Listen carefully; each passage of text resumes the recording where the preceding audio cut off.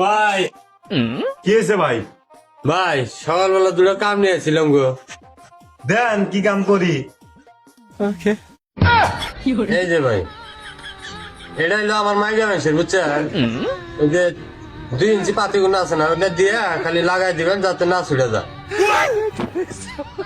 আর এই যে এটা আমার শ্বশুর বাড়িতে নিয়ে দিচ্ছিল তো, 300 রড দিয়া ওই লাগাই জ্বালাই দিলি আমার মনে হয় মেলা দিন যাবো।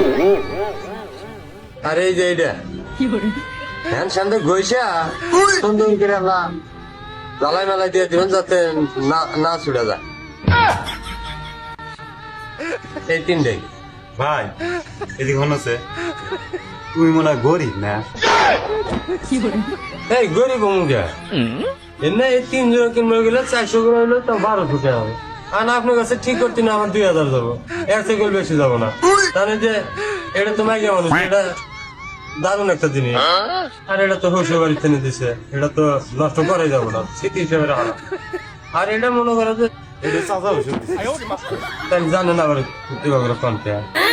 ভাই আপনার কাজ তো মেলাডি নিয়ে আইছেন, সময় লাগবে বুঝছেন। অ্যাডভান্স কিছু দিয়ে যান 500-600, আরেক সময় এসে আড্ডি দিয়ে নিয়ে যান। আচ্ছা দিতে আছি।